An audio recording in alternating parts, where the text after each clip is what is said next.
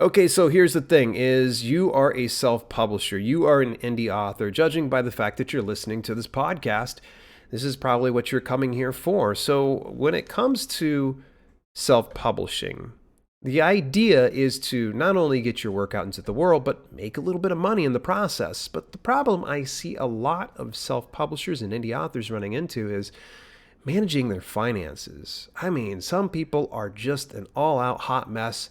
They are a dumpster fire just waiting to happen. So today I'm going to just give you some best practices and tips on how to manage finances in your self-publishing business. So you want to make sure you stay tuned to today's podcast. This is episode 49 of Self-Publishing with Dale podcast, and it just tickles me that you actually took a little bit of time out of your day to listen to me as I bloviate about some of my favorite things, including, of course, self-publishing and being an indie author.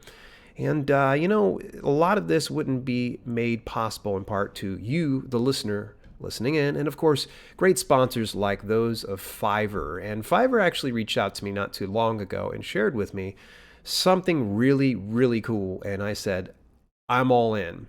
And they told me about the Fiverr book and ebook store. And it's the ultimate home for developing, perfecting, and publishing books. Many people feel they have the next big book inside of them or want to attract new leads or engage their audience with an ebook that educates and, of course, builds more of an audience. But here's the problem. Many have trouble turning their vision into a reality or simply just don't have the bandwidth to write even a 50-page ebook. That's where Fiverr comes in. Fiverr's all-in-one platform provides everything you need to go from concept to finished and fully packaged book. The services in the store follow the logical order of a book's life cycle, so it makes it dead simple. You can actually go through, as you write your stuff, you can see, oh, okay, this comes next in the process, and this comes next, and this comes next. They literally almost have like my bestseller book launch checklist put right into the store, although they didn't do that. So at any rate, you want to see a little bit more, make sure that you browse their services. Head on over to dalelinks.com/Fiverr.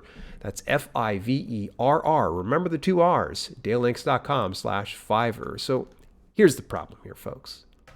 Let's talk about money. I don't often talk about money when it comes to self-publishing, and it's usually I'm not the type of person that wants to sit here and share income reports or anything else. And it's not that I want to be dishonest or mislead you. I just have never been like that. I feel that I give you the information. It's up to you to take the ball and run with it. And it's my hopes that you do make a substantial living or an impact in someone's life. But let's go ahead and face it. If you don't manage the money that you are earning or spending, it's going to become a real hassle, a real heartache that can cause a lot of stress in your life, and you don't need that. So that's why I just want to kind of really address this. And it breaks my heart sometimes when I see some people, they make money. The best way I can put it is they spend money quicker than they make it. And I'm not surprised when they say to me a year or 2, 3 years into the business that they're like, I got no money to speak of. Are you kidding me? You were just telling me you were a best-selling book. I see this is here, this is here. Well, they hired out this person, they hired out that person. They got this service, they got that service. The problem is they didn't manage their finances properly. In a perfect world, folks, perfect world, you're going to focus on your earnings, your savings, and your investments. You have to get into the discipline of earning, saving, and investing. Of course, we can also say paying, but we'll get to that in just a moment. So today I'm going to give you just a very simple little list here. 5 ways to manage finances in your self-publishing business. So the very first thing, number 1, is allocate funds. This is so important. Remember, I said get the discipline to earn, save, and invest. So just remember this. This is going to take some discipline. Whether you're making $5 per month or you're doing $5,000 per month or even more, you must start allocating the funds accordingly. Now, I'm going to give you some rough percentages. This is going to be up to you and how you want to build your business. Ideally, right out the gate, I'm going to say this right off. Always save for taxes. Always. And this is something I learned when I actually was in the wrestling business. My mentor and coach, Lance Storm, was able to retire from professional wrestling, not because he had any serious injuries or he was, fired or anything else like that. He actually was able to retire on his own terms at 38 years old because he was wise with his investments and he was wise with the earnings that he had. And one of the things he said to me early on, and it didn't really start ringing true until probably the last 5 years or so, was save about 25% of all your earnings. 25% for taxes. He used to just take 25%, put it into a bank account, and he just said, that's not my money. He would put it in there because he would use that to pay taxes. And he ended up with having a substantial amount in a bank account that it continued to build, and he had so much there that he was able to cover taxes, and some would stay in that account, and of course it would gain interest. So it was kind of a nice thing. So for me personally, I don't do 25%. I do about 20%. And 20% seems to be my sweet spot. I'm able to handle that. It's not too much. It's not too little. And I just take that and I put it into an account. I do not touch that amount. And the second thing you're going to do for allocating your funds is pay yourself. Yeah. Now, some people say pay yourself first, but I'm just too fearful that if I pay myself and I don't leave enough for taxes, then I'm going to really screw myself the next year. So however you want to do it, it doesn't matter, but you're going to need to pay yourself above all else. I had been coaching somebody this past year who, he was making a substantial amount of money. The problem was he was spending it all on virtual assistants and new courses and book covers and marketing and promotion. And I'm like, well, how much are you paying yourself? What are you kidding me? Pay yourself. If you're going to be in this business, at least try to make some earnings. And again, it comes down to you got to have the discipline to give yourself some of this stuff. If it's a $5 check, then by gosh, you better take a small percentage of that out to pay yourself and just get into the habit of doing that. The other way to allocate the funds is invest in yourself. Okay, you got to invest in yourself. When I say invest in yourself, that means get good educational material, that you're going to invest in courses, that you're going to invest in a coach or mentor, or you're going to invest in certain software that's going to teach you how to do a new skill set or knowledge of some sort. You're going to want to make sure you're investing back into your business, and the most important person to invest in is you. Make sure you're investing in yourself. That does not go underneath pay yourself, all right? Paying yourself, completely different. Paying yourself is away from the business.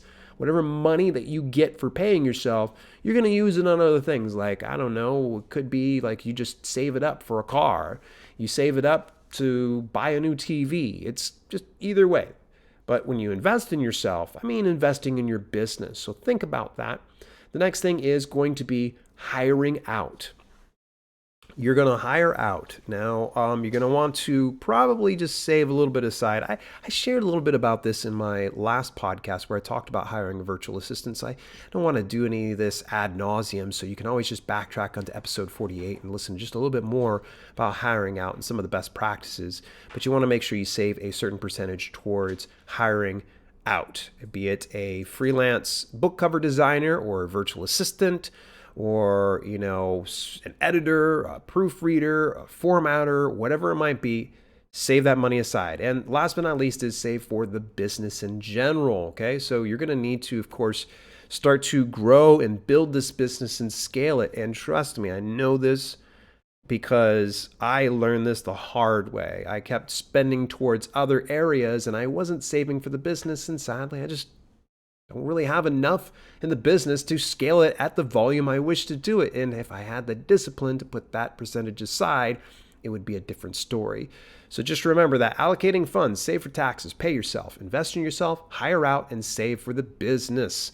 Okay, so I talked about those right there. Remember, we have 5 ways to manage finances in your self-publishing. That was just one. Number 1, allocate the funds. Number 2, track earnings and expenses. Now, my wife's preferred way of tracking earnings and expenses is she actually uses QuickBooks. Now, I just keep saying this. I said it last year. I said it this year now. I need to get onto the QuickBooks bandwagon because I'm able to put in all of the different accounts that I have and have it better managed, and I can just hire out. Our CPA actually happens to be a bookkeeper, so it probably would behoove me to go ahead and do that. But as a very minimum, this is what I end up doing is I actually have a spreadsheet for earnings and expenses. And any time that I make money in some capacity, I receive a paycheck, an email notification, I go immediately into the spreadsheet and I put it into earnings. Anytime that I have any type of expenses, be it hiring a cover designer, be it PayPal fees or Stripe fees, hiring a virtual assistant, all that stuff immediately goes into my expenses spreadsheet. So you're going to need to get into the habit of doing it on a daily basis. And it just takes maybe a minute or two of my time every day to kind of just go through and just punch in these numbers. QuickBooks will probably make it a lot simpler and I won't have to lift as much, but I always recommend that you go back and double check all of your earnings expenses just to make sure that it's all matching up just right. Number 3, hire a CPA. Yep, get a certified public accountant. It's so important. Don't try to go and do all of your taxes yourself. Getting somebody, a professional who's experienced in this side of the business, is a smart and a very wise idea. I don't honestly ever imagine doing my tax filings every year or every quarter myself. No, I don't know all the legalities. I would just rather go ahead and put the stuff together and have a CPA tell me you need X, Y, and Z, and this is how you can improve this year's tax filing. So notice I didn't say tax return. Good Lord, I actually have these wonderful dreams of having tax returns, but it's not so much these days anymore. But oh well. All right, number 4, track all affiliate accounts. A good friend of mine, actually, Sean Dolwitt, he actually has a YouTube channel based on self-publishing. Sean actually had reached out to me by a private message, and he said, hey, how do you keep track of all your affiliate accounts? And I'm like, I have a notebook and a checklist that I go through pretty much at the beginning of every month to track each one of those things. Now, some of them, I got some affiliate accounts that don't bring in any money and other accounts that do bring in some money.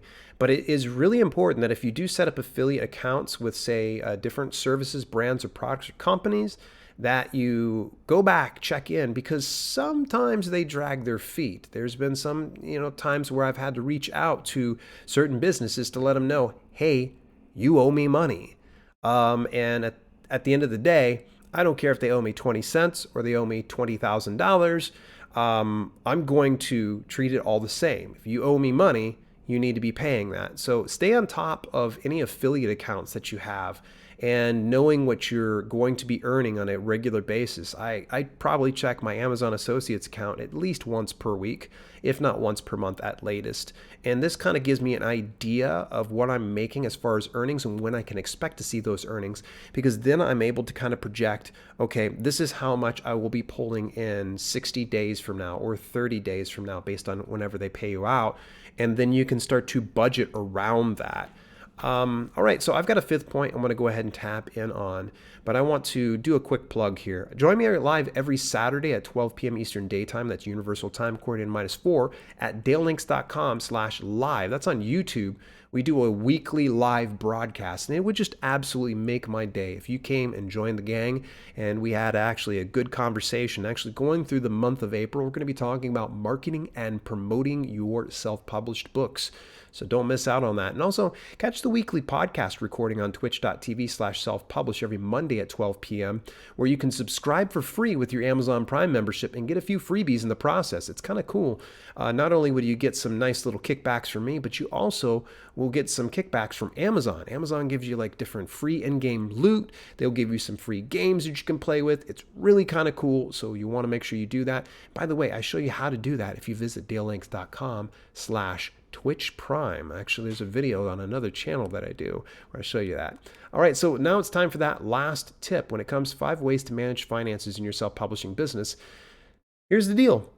I kind of hinted at it in number 4, but I'm going to go ahead and say it again. Set goals. Set goals and set a budget.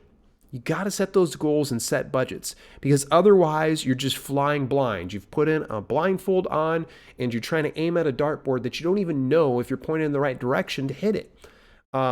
Goals are going to be the thing that gets you on track. I hear far too often some people say, you know what, I don't like setting goals because it sets me up for failure. Good news, you will fail.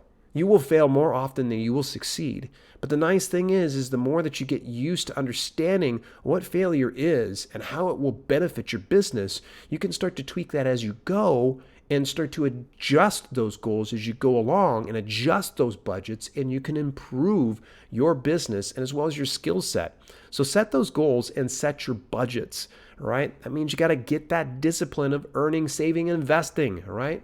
That's so important. I try to break it up into monthly, quarterly, and annual goals. So that way it really just breaks it down. So that way, if for some reason something goes south on a monthly goal, I can adjust my quarterly and my annually goals. All right. The next annual goals. I know what I'm saying sometimes. And you'll be able to adjust as time goes on. But I really highly recommend you always set a goal, set your budget. Alrighty, so as we start to wrap up today's podcast, I just want to, just give a big, thank you again for tuning in. Remember, you can do me a huge favor. Just subscribe or follow me on your preferred podcasting platform and leave me a review. That would be so awesome. I do keep an eye out for all the reviews across the various platforms. Bad news, and I'm sure if you're hearing this, you probably aren't on that platform. I'm no longer with SoundCloud. I actually moved over to Blueberry. That's Blubrry. Actually, they had better hosting services. They had so many more features. I was like, you know what? I'm going to head on over there.